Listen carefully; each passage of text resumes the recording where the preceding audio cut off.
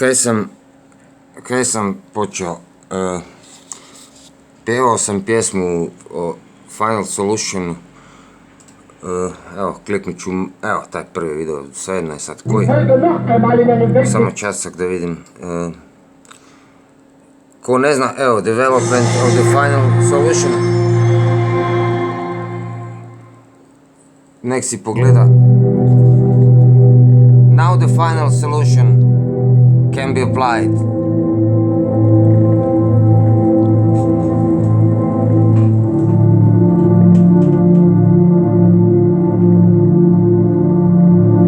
The final solution to the Jewish question was the Nazi operation to murder every single Jew that they could find and they could get their hands on, including everything Jewish that they could find and destroy.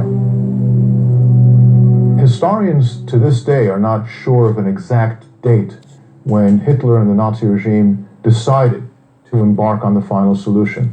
In fact, for years, for decades, historians were divided into two schools of thought that called themselves the intentionalists and the functionalists. The intentionalists argued that it was always the intention of Hitler and the Nazi regime to murder the Jews, and it was built into the Nazi regime based on Nazi ideology. Whereas the functionalists argued they reached the conclusion that they needed to kill the Jews only at some point deep into World War II. Now, one of the issues that prevented the resolution of this debate was the fact that there is no known Hitler order, not written nor verbal command, that has been recorded anywhere that can tell us when Hitler reached that decision, although it is clear that it was a Hitler decision. Two central documents illustrate the debate. On January 25th, 1939, the Foreign Ministry wrote a memorandum, and in that memorandum, it is very clear that the policy was emigration. All the Jews of the Third Reich should leave Germany. 5 days later, in his infamous speech before the Reichstag, the German parliament, Hitler seems to contradict what the Foreign Ministry had just written, where he threatens that if there will be a war, the war that we know he's already planning, then this will bring about not the victory of Jewry, but as he says, the extermination of the Jewish race in Europe. Wenn es dem internationalen Finanzjudentum in und außerhalb Europas gelingen sollte, die Völker noch einmal in einen Weltkrieg zu stürzen, dann wird das Ergebnis nicht die Bolschewisierung der Erde und damit der Sieg des Judentums sein, sondern die Vernichtung der jüdischen Rasse in Europa. And in these two documents we have an encapsulation of those decades of debate between the intentionalists and the functionalists. Nazi policies towards the Jews in the pre-war period were aimed at the total removal of Jews from German society and ultimately their removal from Germany and the Third Reich entirely. The Nazis embarked on economic measures against the Jews, massive violence against Jews, destroying stores and homes and so on. They embarked on measures that socially separated the Jews from society. They passed laws that took away the Jews' rights and citizenship in society, ultimately aiming to get them all out. And with the outbreak of the war, their policies now addressed all the Jews of Europe. And ultimately, this coalesced into the final solution to the Jewish question.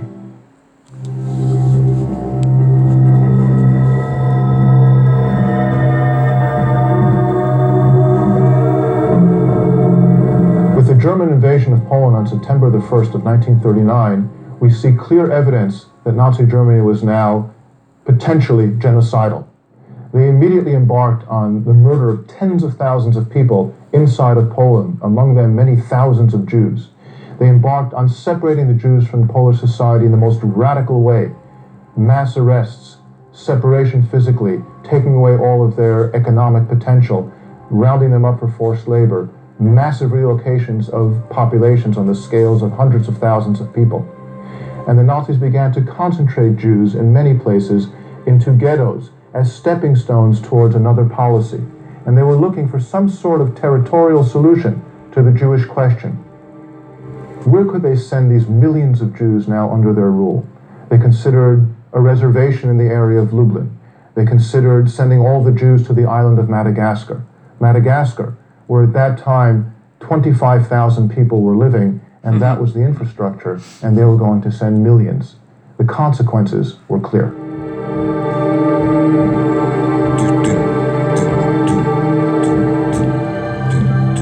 Tens of thousands had already died.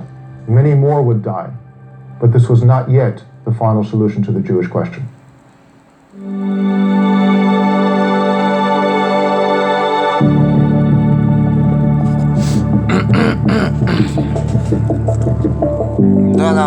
The systematic murder of the Jews began with the German invasion of the Soviet Union on June the 22nd of 1941, Operation Barbarossa. Following literally on the heels of the invading German army, 4 special units of the SS and police, mobile task forces called in German Einsatzgruppen, entered the fray, spread out from north to south, and began systematically shooting Jews into mass graves. By the end of the summer, tens of thousands of Jews had been shot. Thus, by the fall of 1941, we have many tens of thousands of men, German, Austrian, and local, who were involved in the killing of the Jews of the Soviet Union.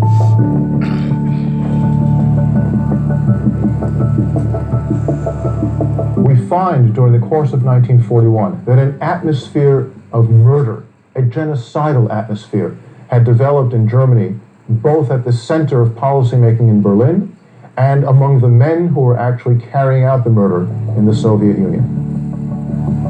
Looking at the development of the final solution, we need to ask, where do we see and when evidence that the murder spread beyond the Soviet Union?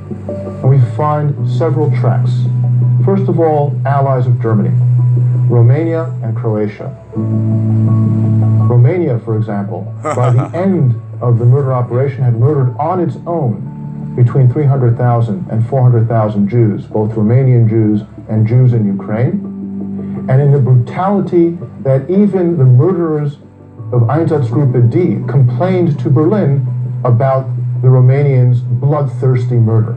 The Ustasha regime in Croatia identified enemies, Serbs, Jews, and the Roma, or Gypsies as they're popularly known, and murder without German intervention Tell me, beginning in the summer of Gypsy, can you see 1941. me in your crystal Parallel ball? to the murder that began in Romania and Croatia in the summer of 1941, we Nemojte need to mi also ask dirati, ourselves, Jelenka. where do we see evidence in Germany among German leaders or men in the field of development towards a final solution? And there were parallel tracks. One of those tracks begins in Lublin with the SS and police commander Odilo Globocnik. We know that he created a think tank of Odilo. intellectuals and his staff by the end of the summer of 1941. Đubre They began jedno planning, prasiće. and they reached a whole idea that suggested to Globocnik that within Poland, if you want to kill Jews, what you need to do is not have the murderers chase after the victims, but bring the victims to the murderers and kill them in a sealed, top-secret installation. What method would they use? This he borrowed from the euthanasia project, the T4 operation in Germany, where he learned from them and from officers that came from there to Lublin to meet with him that gas chambers using carbon monoxide exhaust from an engine would be an efficient, clean, cheap way to kill the Jews. We also know that a special unit of the SS was created in order to plan an alternate method of murder that would operate alongside of the mass shootings. And what they began to look into under the command of SS Colonel Walter Rauff was gas vehicles, gas vans, that would asphyxiate the Jews as the vehicle would drive around.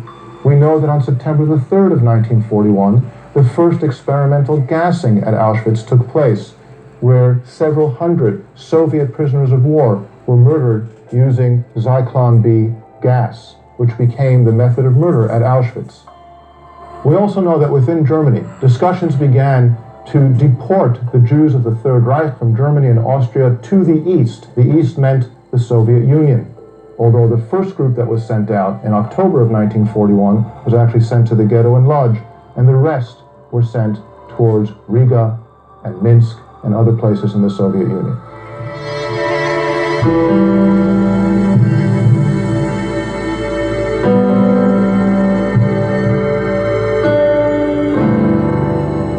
In Berlin in July 1941, SS General Reinhard Heydrich, Himmler's most important deputy in dealing with Jewish policy, into human approached sacred Hermann realm Goering, who was at that time the second reality. most powerful man in Germany, and asked him for authorization to follow through with all the ideas they had in Germany regarding the Jews.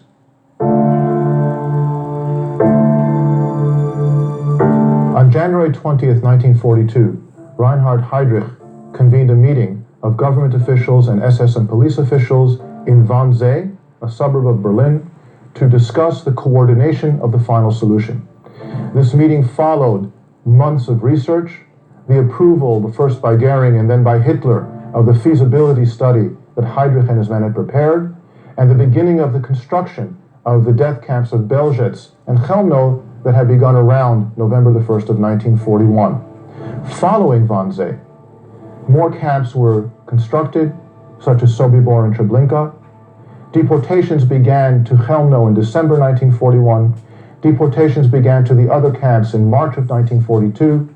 And by the end of 1942, Jews from all over Europe had been brought to the camps parallel to the shooting murders in the Soviet Union. And by the end of 1942, some 4 million Jews had already been murdered. Thus, to sum up the development of the final solution, we see that during the course of the war, and particularly following the German invasion of the Soviet Union in the summer of 1941, Nazi Germany developed and perfected its genocidal capabilities, which culminated in a continent-wide operation that destroyed Jewish communities in their entirety, and by the end of the war, had murdered some 6 million Jews. Evo ga, da sad ne dužim dalje, da ne rastežem kožicu. Mrš, šlape. Evo, maknuo sam, bacio sam. Neću, ne dam. Jednostavno ja to ne dopuštam. I uglavnom, htio sam samo pojasniti što sam pjevao. Pa, to jest zadnju strofu, ako bar sam to uspio pojasniti.